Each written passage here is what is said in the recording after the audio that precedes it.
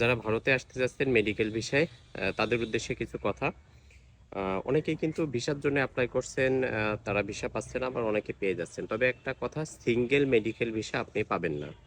আপনাকে ভিসা করতে হলে সাথে অ্যাটেন্ডেন্স দিতে হবে, তাহলে হয়তো আপনি ভিসা পাবেন। এবং ভারতের পূর্বের যদি কোনো কাগজপত্র থাকে, আপনি আগে ভারতে ট্রিটমেন্ট করেছেন, সেই কাগজপত্র দিলে, লিগ্যাল ডকুমেন্ট থাকলে আপনি ভিসা সহজেই পাবেন। এখন কথা হচ্ছে ভারতে প্রবেশের সময় কি কি লাগবে। আমি রিসেন্ট আসছে ভারতে, অনেকেই কিন্তু এই প্রবলেমগুলো ফেস করছে। আমি একটু বলে রাখি, আপনি যে মেডিকেল অ্যাপয়েন্টমেন্টটা, সেটা অবশ্যই আপনার সাথে রাখতে হবে।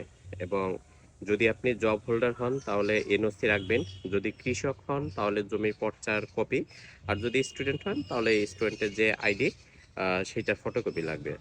আর এখন কিন্তু ই কার্ড সিস্টেম বেরোয়েছে, আপনারা জানেন। ই অ্যারাইভেল কার্ড, অর্থাৎ এটা আগের থেকে আপনাকে ফিল আপ করতে হবে। আপনি যেদিন আসবেন সেই দিনটা আগের থেকে ফিক্সড করতে হবে। এর মেয়াদ থেকে 72 ঘন্টা, অর্থাৎ আপনি যদি কালকে আসেন আজকে ফিল আপ করবেন।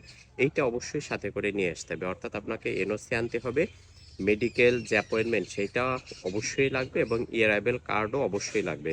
ইয়ারাইবেল কার্ড ছাড়াও কিন্তু আপনি ভারতে প্রবেশ করতে পারবেন না। সুতরাং এই তিনটা ডকুমেন্ট অবশ্যই আপনি সাথে করে নিয়ে আসবেন।